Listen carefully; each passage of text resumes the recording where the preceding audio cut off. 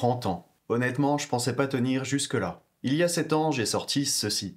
En effet, il y a un an, jour pour jour, le jour de mon anniversaire, j'étais tellement dans le mal que j'ai voulu mettre fin à mes jours. Je faisais une dépression depuis plus d'un an et demi et la vie c'était de pire en pire, j'en pouvais plus, c'était la merde à tous les niveaux et du coup j'en suis arrivé là. Chouette! Je terminais cette vidéo sur ma dépression sur une note positive, pensant que je m'en étais sorti. Mais en réalité, je me trompais, et je pense à présent qu'on ne peut jamais vraiment s'en sortir. Telle une ombre, elle nous suit partout. Parfois, il y a assez de soleil autour de nous pour qu'elle disparaisse complètement. Mais quand ce n'est pas le cas, quand la nuit nous sommes éclairés par une simple bougie, elle est plus présente que jamais. Pourtant, les premières années qui ont suivi, ça allait. J'ai eu mon diplôme de monteur, même si c'était plus symbolique qu'autre chose. J'ai commencé une nouvelle vie à Strasbourg, vivant principalement de ce que j'aimais, la vidéo, et créant des projets avec de superbes personnes. Je n'avais pas le stress, la tristesse, la lassitude qu'on pouvait avoir lorsqu'on a un travail alimentaire. J'avais tout pour être heureux, et pourtant, il y a 5 ans, l'ombre m'a rattrapé. Elle est revenue, m'enveloppant petit à petit. Je ne compte plus les nuits, car c'était surtout les nuits qui étaient compliquées, où je m'imaginais 50 façons de mettre fin à mes jours. Combien de fois je me suis imaginé des couteaux me transperçant de toutes parts. Quelle joie! Parce que j'étais fatigué de vivre. Mais pourquoi, me diriez-vous? Eh bien, je ne savais pas vraiment. C'était juste comme ça. Un sentiment de « j'ai fait mon temps, à quoi bon continuer? Qu'est-ce que je me fais chier à tenter des choses ?» Alors j'ai recommencé comme avant, antidépresseur, psychologue, psychiatre, thérapeute. Compliqué de trouver quelqu'un qui nous corresponde d'ailleurs. Et surtout, le prix. Pour certains spécialistes, ce n'est pas remboursé, et le coût à la longue peut être un frein pour notre rémission.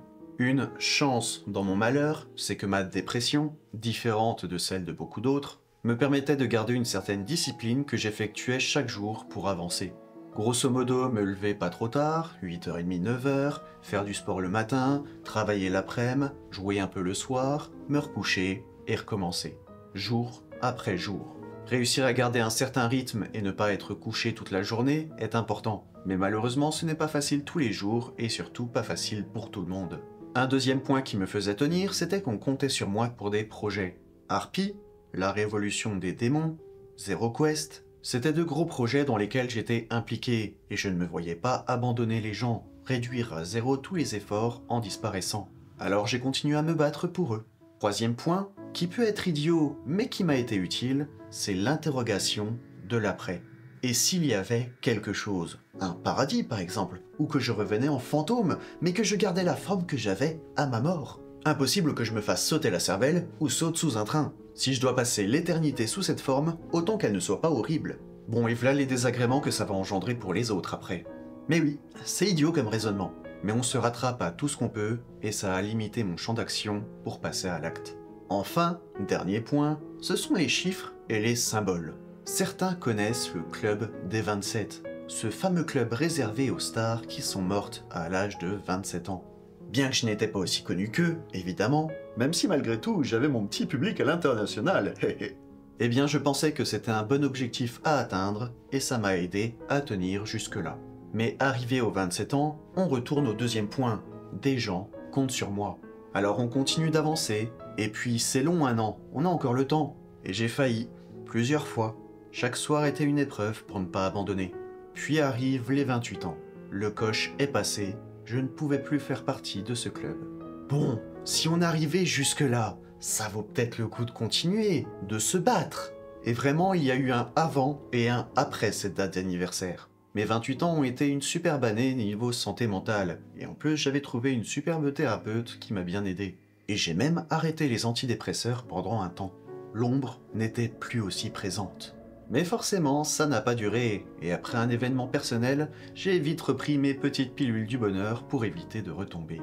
Avec le temps, j'ai vécu des expériences qui m'ont permis de voir l'autre côté de la médaille de comment je pouvais être. J'ai eu tout un tas de discussions, dont une qui m'a particulièrement marqué. La personne me trouvait impressionnant. Et bah c'est pas du tout ce que je ressentais, je me suis complètement dénigré. Et c'est là que ça a fait tilt. J'ai compris ce qui n'allait pas au fond de moi, et c'était que je ne m'aimais pas.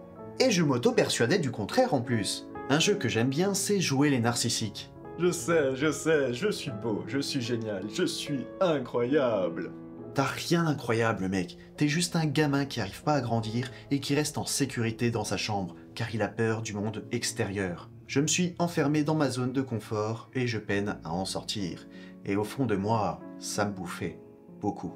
Et cet amour que je n'avais pas pour moi, j'essayais de le combler. Je ne supportais pas d'être seul. J'avais besoin de trouver quelqu'un pour m'aimer, quitte à m'enfermer dans des relations pas du tout saines. Je m'accrochais beaucoup, beaucoup trop fort, quitte à faire du mal, par pur égoïsme. Mais j'ai fini par comprendre que ça ne servait à rien, que je devais travailler sur moi-même. Apprendre à m'aimer moi avant de pouvoir être aimé, afin de pouvoir aimer convenablement. Un travail de longue haleine, qui prend du temps, mais qui est nécessaire pour aller mieux. Je ne pense pas pouvoir un jour me débarrasser de cette dépression, elle sera toujours là, plus ou moins présente. Mais je peux essayer à la rendre la moins envahissante possible. Je pensais que ma vingtaine était gâchée, je me comparais tout le temps aux autres, les voyant accomplir plein de choses alors que j'étais en retard sur tout. Mais c'est pas grave en fait, la vingtaine c'est rien dans une vie, alors on va faire en sorte que la trentaine soit incroyable. Cette nouvelle étape dans ma vie est l'occasion de devenir une nouvelle personne, une meilleure personne. Et ce n'est pas seulement parce que je rentre dans une nouvelle décennie, non, il va y avoir un grand changement physique. Bon, pas tout de suite, on doit déjà terminer Zero Quest. Mais après ça, je vais devoir dire au revoir à mes cheveux. Malheureusement, la calvitie me rattrape, c'était inévitable vu la génétique familiale. Mais j'ai réussi à garder ma belle chevelure le plus longtemps possible. Mais malheureusement, plus le temps passe, plus je les vois partir, et moins je me trouve bien avec. Ça peut paraître rien, ça peut même paraître stupide, ce ne sont que des cheveux. Mais ces cheveux, non seulement c'est toute ma vingtaine, mais en plus c'est ce qui m'a permis de m'aimer physiquement. Avant, je ne pouvais pas me voir dans un miroir. Ils m'ont aidé à avoir confiance en moi, et ça va être une grosse étape dans mon parcours. Et je vais devoir réapprendre à m'aimer physiquement. Mais c'est très fort symboliquement. On laisse le passé pour devenir une nouvelle version de nous-mêmes. Je vous l'avais dit que j'aimais les symboles. Aujourd'hui, au moment où j'écris et tourne cette vidéo, ça va plutôt bien. J'apprends à mieux me connaître, je fais des trucs à droite à gauche, je vais enfin pouvoir recommencer à tourner ce projet qui me tient à cœur depuis des années, l'école du Phénix, émission autour de The Witcher, qui je l'espère sortira dans les mois à venir et qui je l'espère encore trouvera son public. C'est un peu différent des autres émissions, mais si vous aimez l'univers et les créatures de légende que l'on retrouve dans nos deux mondes, ça devrait vous plaire. Enfin bref, cette vidéo est en quelque sorte un message d'espoir. La dépression est une merde dont il est difficile de s'en dégager, d'autant que la vie aime bien nous chier à la gueule en permanence, nous laissant que quelques moments de répit où l'on peut espérer être heureux. Alors il faut qu'on s'accroche, qu'on ne lâche rien. C'est aussi une promesse que je me fais à moi-même, mais aussi aux autres, à ma communauté, qui malgré toutes ces années continue de me suivre, même si YouTube ne veut plus trop montrer ce que je fais, mais aussi à mes proches, c'est une sorte de « ça va aller, je m'accroche » que je leur dis de la manière dont je sais le plus le faire, à travers une vidéo. Et surtout, sachez une chose, vous qui êtes peut-être dans la même situation que moi, vous n'êtes pas seul. Il est temps que je vous quitte, mais ne vous en faites pas, on se retrouve bientôt. Prochaine étape, les 33 ans, la mort de Jésus. Bon, même si j'aurais pu les cheveux longs d'ici là, et Jésus est mort un peu plus tard vraisemblablement. Enfin, des bisous.